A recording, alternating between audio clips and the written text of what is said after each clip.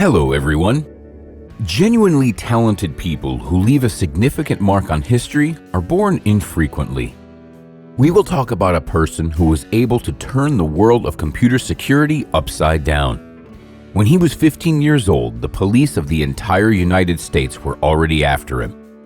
Together, let's learn about his life, which is simultaneously interesting and complicated. Kelvin Mitnick was born into a simple family in the U.S. in 1963. His father left the family when Kelvin turned 5, so his mom had to spend a significant amount of time at work. He was a typical child and did not draw much attention to himself. He developed an unusual hobby when he was around 12. While his friends were busy having fun outdoors, Kelvin loved to take public buses and look out through the windows at the city landscape. The teenager spent all of his pocket money on such trips. One time, when Kelvin was looking at his bus ticket, he realized that it would be amazing if he could outwit the entire system and save a lot of money on public transportation. He understood that ticket validation relies on the unusual puncture pattern that the driver does. The only thing that he was unsure of is where to get a ticket punching machine. Without thinking too long, he came up to the driver and struck up a conversation in which he casually asked where it would be possible to get such a machine. The trusting driver told the teen about a store that sold equipment for public transport. Kevin's unsuspecting mother gave him $15 for a school project, and soon he became an owner of a ticket punching machine. The only thing left to do was to get blank ticket forms. The teenager knew where to get them because drivers would throw them out at the end of their shifts, at the final stops. The schoolboy could then travel freely to many destinations without spending his pocket money on such trips. At the time, Kelvin was very proud of his little accomplishment and considered himself a genius. In a year, Kelvin joined a club for radio amateurs and made a very interesting acquaintance there. When his new friend found out about Kelvin's abilities, he showed him lots of amazing telephone tricks. Kelvin's acquaintance taught himself phreaking, which is the art of hacking telecommunication systems.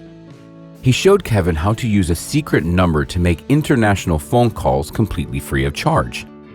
His friend also taught him how to use slang words to sound impressive and convincing when tricking people. All of this fascinated young Kelvin so much that he himself began to practice phreaking.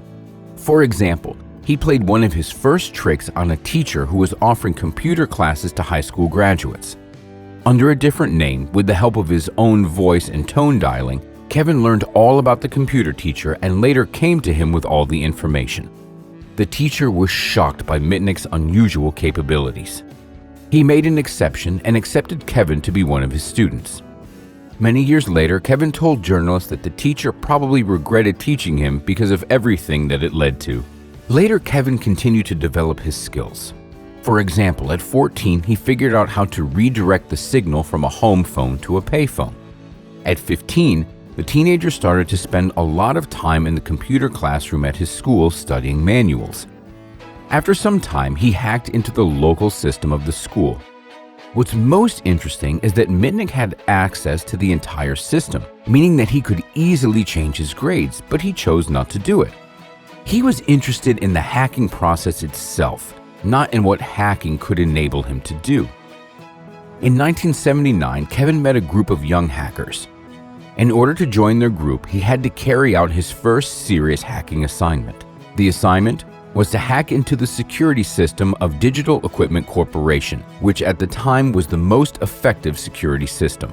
It seemed to be an impossible feat, but Kelvin completed the task in just 10 minutes, after which he became a legend in hacker circles. Still, Kelvin was more interested in telephoning and spent hours studying useful information. He also made time to go to his classes at the University of South Carolina. However, things weren't going as smoothly as they seemed, and he soon experienced his first troubles. Soon, one of the group members' girlfriends turned over to the authorities the group of hackers that Kelvin was a part of. Kelvin spent 3 months in a juvenile detention center and received a 1-year suspended sentence. As soon as Mitnick was released, he got back into his detailed study of telephone networks and became a hacking virtuoso. He learned to create unregistered subscriber numbers, to make calls from the numbers of other subscribers, as well as to listen in on and disconnect other people's phone calls. In the 1980s, Kevin moved to California where he continued to perfect his skills. He could skillfully perform various tricks on computers and phones. But most importantly, Mitnick was able to evade responsibility for his actions for a long time because he skillfully covered his tracks. Everything was going well until 1987, when he was turned over to the police by one of his hacker buddies simply because he was jealous of Kevin's successes.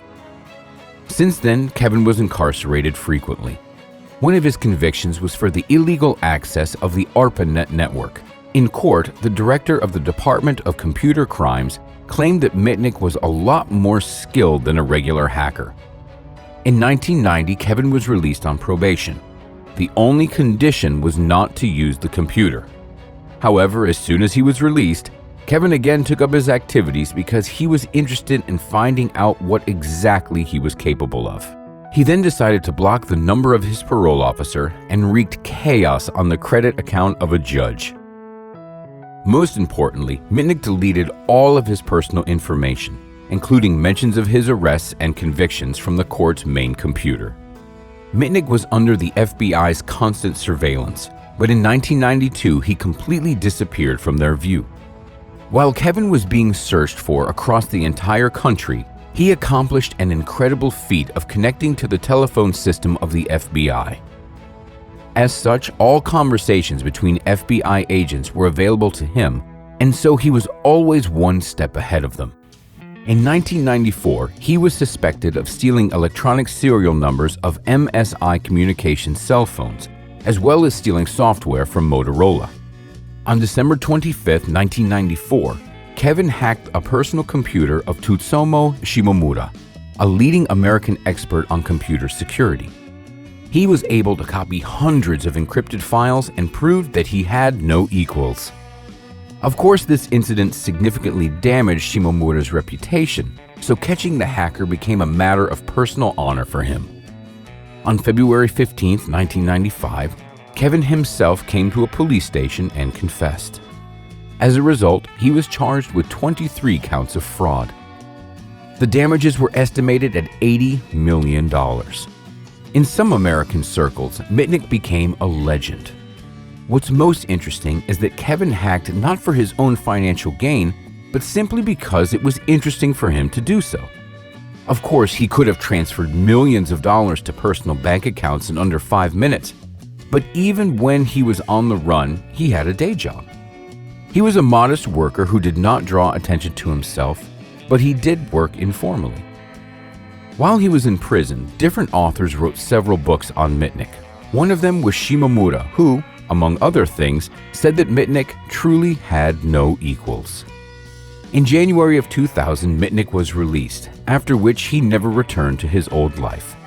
In 2003, he was once again allowed to use phones and the internet. In 2010, Kevin started his own company specializing in computer and network security, which also consults with the FBI and the CIA. Moreover, Mitnick began to cooperate with law enforcement agencies. He helped track down a phone terrorist in Michigan who called a local school with a bomb threat. Thanks to Mitnick, the offender was quickly arrested, for which the hacker was thanked. He was also invited to act in the American TV series Alias, where Kevin played a CIA agent. His extensive experience allowed him to author 3 books devoted to social engineering in the field of information technology security. In one interview, Mitnick said that he never wanted to become rich or popular because of his craft. His main goal was to find weak spots in the system and to help eliminate them. In many ways, that really is the case. It is precisely because of his hacking that programmers were able to prevent a lot more break-ins into the system. It's as if he was showcasing all of the imperfections without ever taking anything for himself. This was a very interesting life story of a person who was able to turn the world of computer security upside down. Well, that's it. If you liked the video, give it a like and subscribe. Thanks for watching, and we'll see you next time.